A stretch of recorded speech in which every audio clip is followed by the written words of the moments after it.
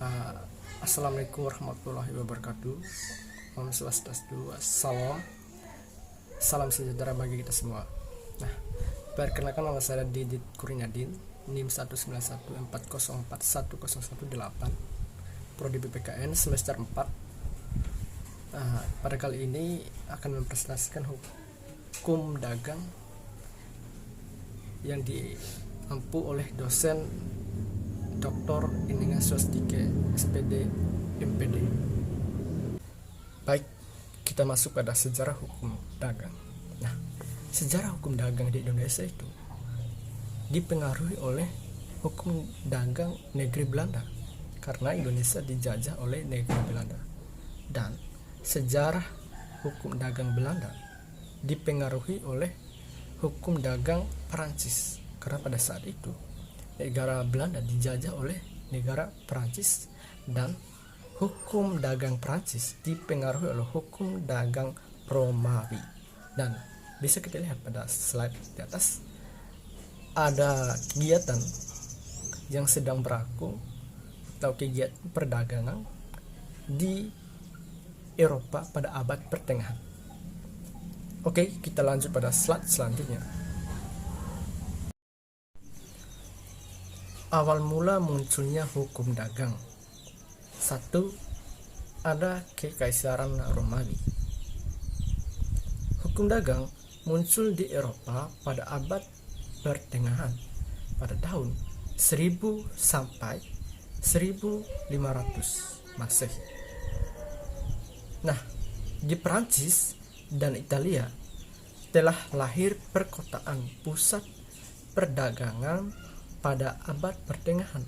Artinya, di kota Perancis dan kota Italia sudah ada atau muncul pusat perdagangan masyarakat pada saat itu. Kehidupan perekonomian sudah berlangsung dengan baik. Corpus Juris Civilis ini merupakan aturan hukum Kekaisaran Romawi yang ada pada saat itu. Nah, aturan ini terdiri dari 4 bab atau 4 buku. Pertama ada Codex Justiani yang memuat hak hukum perdata, hukum pidana, hukum tata negara, dan hukum tata usaha negara. Dan yang kedua ada Pandektai atau pendapat para sarjana atau doktrin, yang artinya di sini pada masa Kekaisaran Romawi menerima pendapat para ahli hukum kalau ada aturan-aturan hukum yang belum terlaksana dengan baik. Dan yang selanjutnya ada institution, yang artinya undang-undang lembaga. Nah, di sini lembaga yang ada pada Kekaisaran Romawi pada saat itu memiliki aturan tersendiri yang tidak boleh dilanggar. Dan yang keempat ada novellae atau kumpulan undang-undang yang dikeluarkan. Artinya undang-undang yang dikeluarkan sebelumnya itu dikumpulkan menjadi satu. Selanjutnya,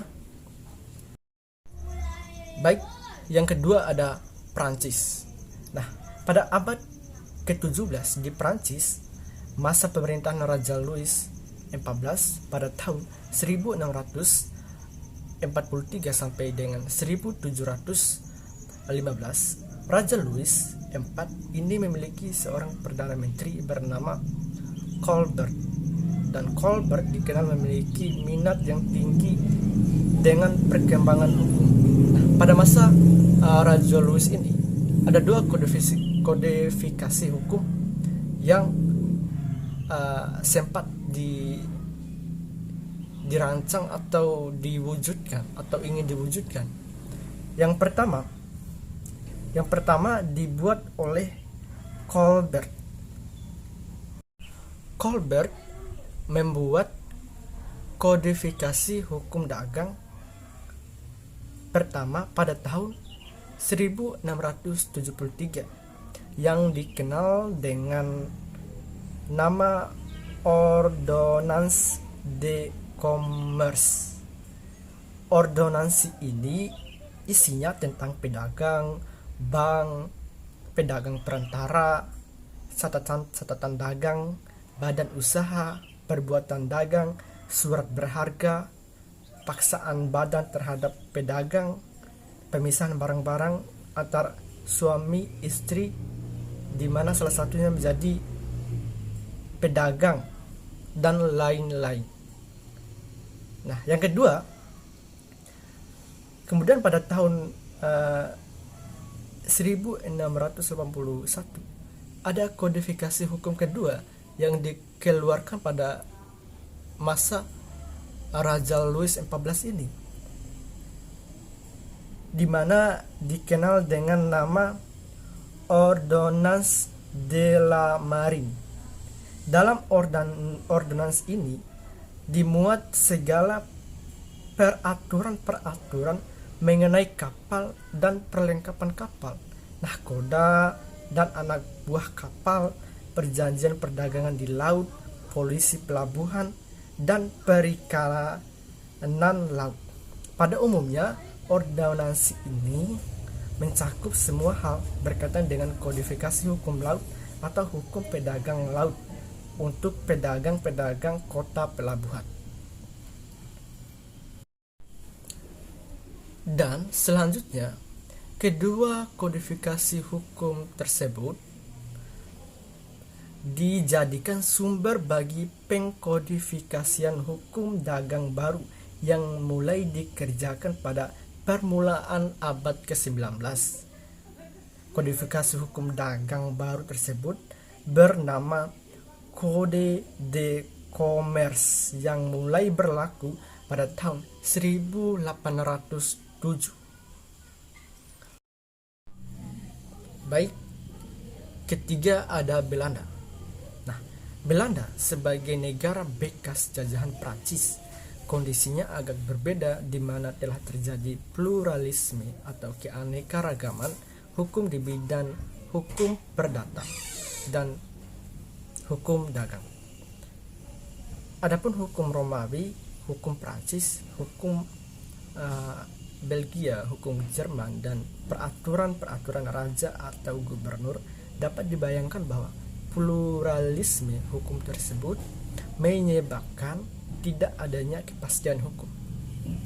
Nah, setahun setelah Belanda merdeka dari Prancis tahun 1813, memperhatikan keadaan pluralisme hukum tersebut dan dampaknya serta atas amanat Undang-Undang Dasar Belanda untuk mengkodifikasi hukum privat, hukum perdata, dan hukum dagang, maka Raja Ludwig Napoleon memerintahkan pembentukan sebuah komisi pembuat undang-undang. Komisi ini diketuai oleh Van Kemper dan terbentuk pada tahun 1814-nya. Berhasil disiapkan sebuah rancangan undang-undang yang dinamakan Onward Kemper.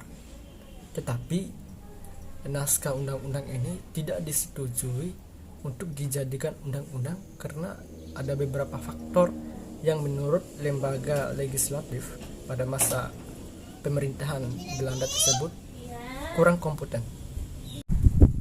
Setelah meninggalnya Kemper, kemudian diganti oleh Nicolai. Dalam pekerjaannya, komisi di bawah pimpinan Nicolai ternyata tidak mampu mewujudkan gagasannya dalam menciptakan hukum dagang yang baru. Sama seperti Kemper tadi, bahwa Nicolai juga tidak mampu mewujudkan hukum dagang yang baru pada masa pemerintahan Belanda pada tahun 1820-an.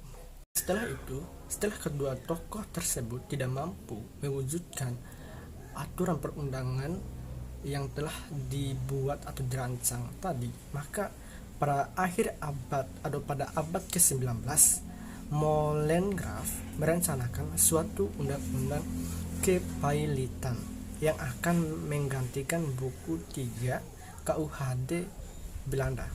Nah, rencana Molengraf ini berhasil diwujudkan menjadi undang-undang kepailitan pada tahun 1893 dan digunakan atau berlaku pada tahun 1896. Baik, selanjutnya yang terakhir masuklah hukum dagang di Indonesia, atau yang keempat, Indonesia atau Hindia Belanda. Nah, ketika keinginan untuk memberikan hukum Belanda di Hindia Belanda atau Indonesia pada saat itu, muncullah dua pendapat yang berbeda. Pendapat pertama menginginkan agar seluruh hukum Belanda diberlakukan di Hindia Belanda atau Indonesia, agar penjajahan Belanda di Hindia Belanda bisa berlangsung lama atau lenggang. Dan pendapat kedua tidak setuju asas konkordasi dilaksanakan secara utuh di Hindia Belanda, sebab di masyarakat Indonesia ada hukum yang hidup dan mengatur kehidupan masyarakat yang lebih dikenal dengan sebutan hukum adat. Nah, akhirnya berdasarkan asas konkordansi, kedua kodifikasi itu juga diberikan di Indonesia atau Hindia Belanda dengan nama Kitab Undang-Undang Hukum Perdata atau KUHP Perdata dan Kitab Undang-Undang Hukum Dagang atau KUHD. Dan KUHD sendiri dipublikasikan pada tanggal 30 April 1847 dan mulai berlaku pada 1 Mei 1846. Dan baik, sekian, terima kasih atas perhatiannya. Saya tutup dengan wassalamualaikum warahmatullahi wabarakatuh. Om Santi Santi Om. Salam sejahtera bagi